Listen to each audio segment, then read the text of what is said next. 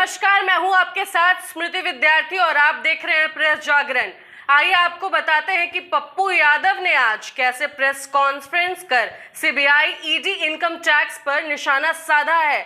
वहीं उत्तर प्रदेश के मुख्यमंत्री योगी आदित्यनाथ पर भी बोलते हुए नजर आए हैं कि उत्तर प्रदेश में जाति देखकर इनकाउंटर कराया जा रहा है। हमारी एक रिपोर्ट। एनसीबी, एनआईए तथा केंद्रीय एजेंसी जो बीजेपी की सहयोगी संगठन लगती है, हम चाहते हैं सर्वोच्च न्यायालय इसकी न्यायिक समीक्षा करे। टोटल किसी भी कीमत पर सर्वोच्च न्यायालय इसकी न्यायिक समीक्षा करे, क्योंकि संविधान जब खतरे में होगी और संविधान के द्वारा कोई काम देश में नहीं होगा तो फिर लोकतंत्र की उम्मीद लगभग खत्म हो जाती है। और आज संविधान से कोई भी काम हिंदुस्तान में नहीं होता। पूरे देश के विपक्षों को चोर बना करके 2024 का चुनाव और डर पैदा करके, मेरा सवाल बहुत क्लियर है। यदि चोर है या डकैत है, उसकी समीक्षा, उसको गलत और सही न्यायालय फैसला करेगी, वो करे, मेरे में कोई आपत्ति नहीं है। लेकिन आपके तरीके लगातार जब जब चुनाव आते हैं तो आप हिंदू मुस्लिम करते हैं, सीलापट चलाते हैं, आप पाकिस्तान शुरुआत हो जाते हैं और एजेंसियों को आप इस्तेमाल करते हैं, आरएसएस और बीजेपी के एक संगठन की तरह इस्तेमाल करते हैं। इसीलिए मैंने बहुत क्लियर कहा है कि यदि संविधान का इंटरप्रिटेशन या संविधान को से अलग हट करके कोई भी गवर्नमेंट काम करती है तो सर्वोच्च न्यायालय इसे देख मुखदर्शक नहीं बन सकती। उसे इसकी न्यायिक समीक्षा करनी ही चाहिए। अभी तक यदि सर्वोच्च न्यायालय मुखदर्शक है तो मैं समझता हूं भारत की लोकतंत्र खतरे में। एक दूसरी चीज, मेरा जाति से मतलब नहीं है। एक स्वजातीय में क्या कोई क्रिमिनल नहीं है, इसीलिए मैं न्यायिक समीक्षा चाहता हूं। सर्वोच्च न्यायालय चंद्रचूड़ जी से आग्रह करूंगा, जब से जोगी जी यहाँ हैं तब से उनके काउंटर की पूरी न्यायिक समीक्षा की जाए। कौन है हमको नहीं पता, बस मैं इतना जानता हूं ये नाग सांप है। इन लोगों का पूरा डिक्शनरी और पढ़ाई है गाली करो, नफरत। बचौल का दादा, नाना, बाप, छरदादा और किसी का छरदादा, पप्पू का छरदादा, किसी दलित या अल्पसंख्यक किसी का राइट छीनने की औकात है? बचौल को वर्ल्ड की हिस्ट्री का ज्ञान भी है। पूरा यूएनओ, पूरा दुनिया, भारत अकेले है क्या? किसी को गाली दे दो। अब जितना बड़े मियाँ तो बड़े मियाँ, छोटे मियाँ सुभान अल्लाह। कुछ आता भी है इन लोगों को गाली गलौज के अलावे। बेटा कर रहा था रोड पर खड़े पेशाब, गया बाप को कहने तो बाप 3 मले पर से पेशाब कर रहा। ये बचकौल बाप बेटे का सबका एक ही हाल है। छोड़िए सब। पप्पू जी, सीमांचल की बात 3 तलाक पे बोले, पूरा सदन हम लोग 3 तलाक पर बोले, पूरा सदन। अब आरजेडी क्यों नहीं बोलती है? और अरविंद केजरीवाल उनसे ना पूछेंगे, उसका प्रवक्ता हम ही है। इन लोगों को लगता है कि मुसलमान नहीं कहा। हम राजनीतिक नहीं ना, हमारा तो सीमांचल घर है और माँ और मौसी की तरह है। हिंदू माँ है तो मियाँ मेरे लिए मौसी है, माँ और मौसी है। क्रिश्चियन मामी है तो कोई मामा है? सब हम लोग एक हैं। क्यों लिखा? 9 साल तक मोदी जी चुप क्यों थे? और क्या समझौता था तेजस्वी जी और मोदी जी के बीच? पहले वो बता दें। नीतीश कुमार जी से गठबंधन नहीं हो इसीलिए आप रोक के रखे थे 4 सीट, और जैसे ही गठबंधन हुआ 24 के लिए आप टारगेट कर रहे हैं सबको। तो क्या ये तरीका सही है? येदियुरप्पा या मध्य प्रदेश का सरकार गिराना, कर्नाटक का सरकार गिराना, महाराष्ट्र का सरकार गिराना, क्या ये सीबी और ईडी के तहत नहीं आ रही है? क्या भाजपा और भाजपा के गठबंधन के लोग दूध के दूल्हे हैं और सारे विपक्ष चोर हैं? और चोर हैं तो शरद पवार जी के भतीजे रातों रात चोर से अच्छे हो जाते हैं, और ममता दीदी का सारा जो बीजेपी जाता है अच्छा हो जाता है, और जो बीजेपी को एक्सेप्ट नहीं करता है वो चोर हो जाता है। तो 25 तारीख को कोर्ट में जाएंगे, कोर्ट तय करेगी क्या होना है, उसमें मेरा नहीं। लेकिन जिस तरीके से सीबीआई का जो तरीका है उसका हम निंदा करते हैं, और वो सही तरीका नहीं। राहुल गांधी से माफी की मांग हो रही है। संपत्ति को अर्जित करना कहां तक सही? राहुल गांधी सर, क्या तेजस्वी यादव के और लालू यादव के पास इतना संपत्ति है? 5 करोड़ गिरिराज सिंह के पास नहीं था? क्या भारत के और लोग नहीं थे? और नहीं थे? सारे लोगों के पास। अब ईओ की जांच सारे मंत्री से नीतीश कुमार जी डर किससे रहे? ईओ की जांच बीजेपी की 17 साल रही, उसकी जांच क्यों नहीं कर रहे हैं? कौन नेता है जिसके पास पैसा नहीं है? जिसका पैसा जमीन, मॉल, शराब, दुनिया के सारे चीजों में लगे हुए हैं? कौन बड़े पत्रकार है जिसके पास पैसा नहीं है? कौन बड़ा घराना है कॉर्पोरेट जिसका 6 माला 4 माला बिल्डिंग है? सबकी समीक्षा हो। समीक्षा सिर्फ लालू यादव का हो क्या? और लोगों की समीक्षा नहीं होनी चाहिए? गलत है अर्जित करना। नेता तो पैसा के लिए या चुनाव लड़ते हैं अर्जित करने के लिए। कहां से 20 करोड़ रुपया खर्चा, 100 करोड़, 100 पे 200 करोड़ खर्चा होता है? तो सबसे पहले अर्जित तो मोदी जी और अमित शाह जी की है। अदानी ने दुनिया का सबसे पहले ईडी अदानी को जाए। गलत तरीके से अदानी अंबानी ने पैसा किया है।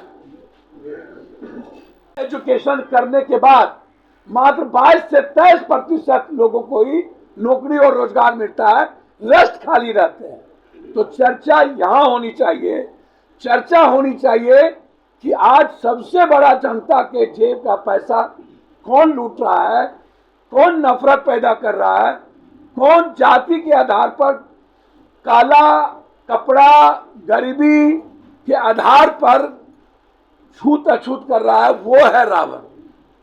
आज चर्चा होनी चाहिए। क्या मांझी साहब आप अपने बच्चों की शादी डोम में करेंगे? आप अपने बच्चों की शादी क्या पासवान मुसहर में करेंगे? और क्या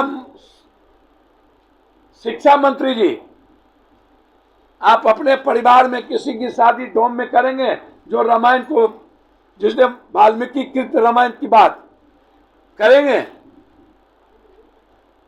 जरा बोली। और उदय नारायण चौधरी जी डोम फैमिली में जाएंगे? मुसहर परिवार में जाएंगे? ये मुद्दा ही नहीं है। मुद्दा है कि भारत में बिहार की इकोनॉमिकल स्थिति क्या है, और भारत क्या है, हमारा एजुकेशन की स्थिति क्या है। और डेली लाठी सीटीएट एसटीटी सब पर जो आप चलवा रहे हो, मुखिया जी ने सही कहा। कल जो प्रदर्शन किया, मैं तायद करता हूं मुखिया जी के प्रदर्शन को। मनरेगा के नियम को कानून के साथ एक सही समीक्षा के साथ पंचायत को उसका जिम्मेदारी देनी चाहिए। तो जो बात आ रही है ये बिल्कुल गलत है। लगातार गलत जो कि पूरा बिहार ड्रग्स कोरैक्स से यूथ, लहरिया कट और बलात्कार इस कदर फैला हुआ है, ये जहर हो चुका है बिहार की, और जहरीली शराब जहर हो चुका है।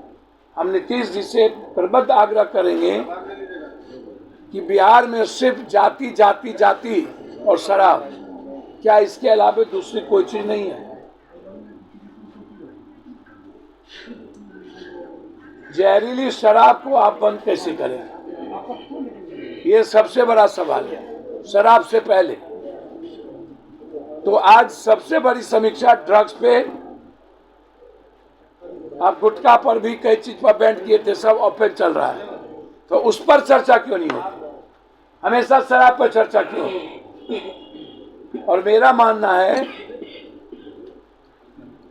कि सर्वदलीय और एक पब्लिक ओपिनियन लिया जाए कि शराब में वो क्या कहते हैं। सवाल का जितना इनकाउंटर हुआ है उसकी भी न्यायिक समीक्षा हो, क्या वो काउंटर सही है या गलत, और काउंटर में किस जाति के क्रिमिनल नहीं है और किस किस जाति के क्रिमिनल है। किसी भी कीमत पर क्रिमिनल का काउंटर यदि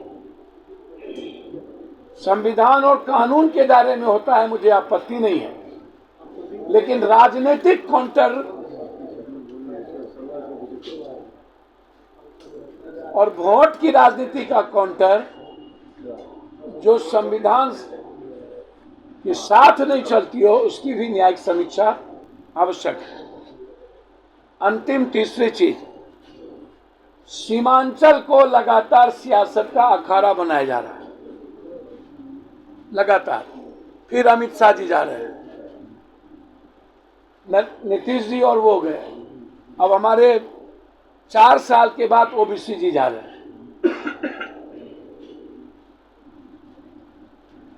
लगातार सीमांचल कोशिश से ये लोग फसल, जाति, धर्म, मजहब के आधार पर हिंदू मुसलमान पर, सीमांचल जाइए तो हिंदू मुसलमान, कोसी जाइए तो बैकवर्ड फॉरवर्ड, या जादव गैर जादव, और मिथिला आइए तो ब्राह्मण गैर ब्राह्मण।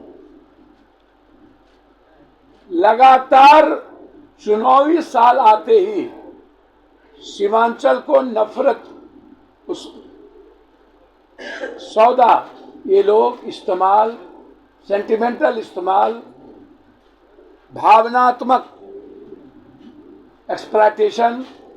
यदि कोशिश सीमांचल से इतना ही लगाव था तो आप सीमांचल कोसी को भूल क्यों जाते? विकास हर मापदंड पे, ह्यूमन डेवलपमेंट इंडेक्स पर हमारा सीमांचल और कोसी बिहार में सबसे पीछे, इंडिया में सबसे पीछे बिहार, बिहार में सबसे पीछे ह्यूमन इंडेक्स पे सीमांचल। न बाढ़ से मुक्ति, न कोई फैक्ट्री, सबसे ज्यादा दुनिया का मजदूर पलायन कोसी सीमांचल, सबसे ज्यादा बीमारी कोसी सीमांचल, सबसे ज्यादा गंदा पानी आर्थिक कारण कोसी सीमांचल, सबसे ज्यादा गरीबी कोसी सीमांचल, सबसे ज्यादा निरक्षरता कोसी सीमांचल। तो बीजेपी से लेके सब लोग आप चुनाव के बाद कहां होते हैं? इसीलिए मेरा संकल्प है कि ऑर्थर है वाल्मीकि, तो जो लोग रामायण की या राम की आलोचना करते हैं, क्या उनके घर में वाल्मीकि की तस्वीर लगी है? क्या वो वाल्मीकि को भगवान मानते हैं? क्या संत रविदास की तस्वीर इन लोगों के घर में लगी है, जो शिक्षा मंत्री या जो भी लोग हैं?